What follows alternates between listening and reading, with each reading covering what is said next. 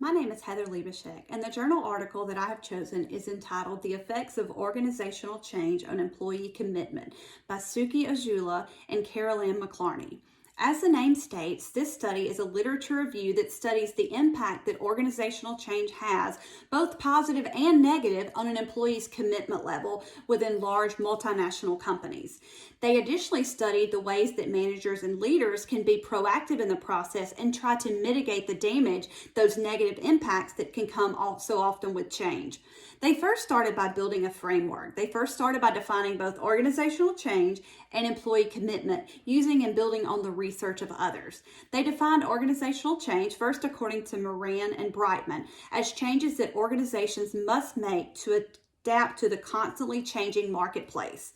Next, they moved to Daft's definition. He defined it as new ideas or behaviors introduced by employees or by clients.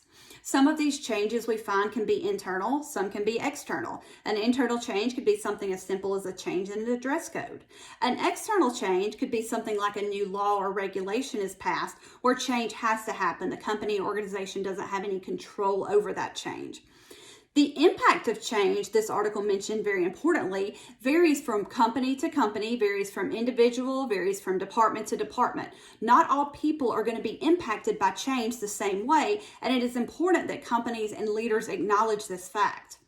They then went on to define employee commitment. Fetter defines employee commitment as an employee's sense of belonging to their whole organization. Not just their organization as a whole, but also in their department, with their managers, with their coworkers. O'Reilly and Chapman went on and said this commitment can be a psychological attachment.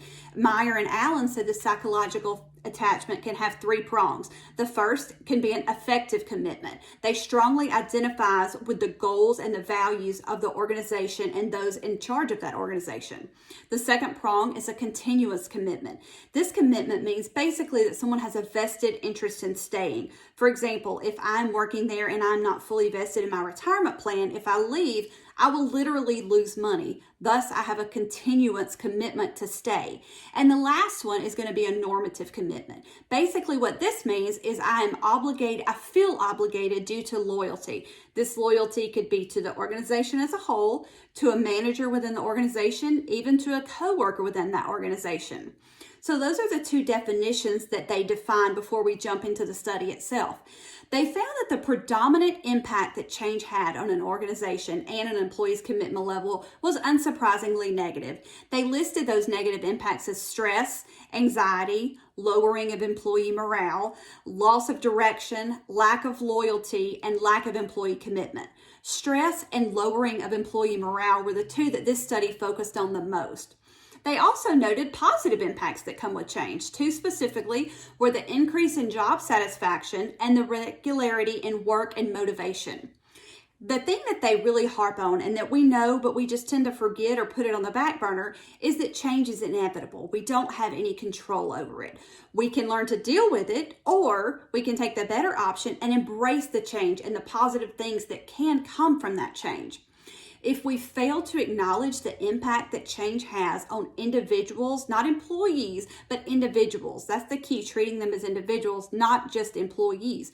But failing to look at the impact it has on an individual level is going to be detrimental to a company. There were some limitations, in my opinion, to this study. I'm a numbers person. I like numbers. I like statistics. And there's been thousands of articles written on this topic that have those numbers and statistics. I would have liked some of those to have been included in this study. I think it would have added to the credibility of the study. I also think it would have been nice if they could have looked at the correlation between the severity of the change and the impact it had on employee commitment. Obviously, you couldn't go through every scenario or every change. You would get down a rabbit hole very quickly. But some type of correlation between severity and the impact on the commitment level of employees would have been helpful. I learned a lot from this article about organizational leadership as a whole. One of the most important things to me in organizational leadership and in a leadership role is your ability to see and consider things from somebody else's point of view, to be able to sympathize or even empathize when possible. Most people don't like change. We're not unique there. That's something we have in common. But we don't consider the way that that change can impact other people. And managers tend to be really bad at this. They're so busy concerned about how it's going to impact their bubble that they forget about those that are outside of their bubble and the impact that that change is going to have on them. They don't consider the ramification on other individuals. And I thought this article did a great job of highlighting that and the need and importance for managers to consider things from someone else's perspective. My favorite part of the article emphasized the need to be proactive where change is concerned. If 2020 has taught us nothing, it is that change is inevitable and it can happen fast, and we do not want to be found ill-prepared for it. And so this article emphasized the need to be proactive where change is concerned.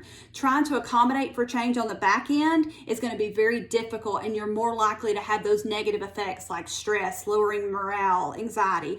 But if you can be proactive, you're more likely to get those positive effects like job satisfaction and work regularity. Our readings in this, particularly in Module 3, really focused on interpersonal skills. And that was probably one of the biggest takeaways I got from this article is the importance of interpersonal skills where a manager is concerned. Building relationships within that workplace. The importance of this in multiple areas. Managers can increase the commitment level of their employees on the front end, so when those changes occur, that loyalty is already built in, so they're going to be more likely to adapt to that change, to take it positively, to be supportive of that change. You need to do so. You need to engage your employees in the change. Give them a say in the change. Let them know how it's going to impact them. Let them know how it is fair, how it's going to work out. And this can increase that commitment and loyalty. Employees with quality relations with their managers are more likely to support change. Managers can show that commitment to their employees by meeting an hierarchy of needs like psychological, safety, social, esteem, self-actualization, and work-life harmony or work-life balance. Managers can build this relationship on the front end, and they're going to get that support when that change comes along, even if it's a change that they're not for, that's going to impact them negatively. The bottom line is change is inevitable. There's good, there's bad. But ideally, the good will outweigh the bad. The thing to keep in mind is organizations and particularly leaderships have control over that good outweighing the bad by being proactive, using those interpersonal skills to build those relationships on the front end and increase the likelihood that change will be well received within your organization.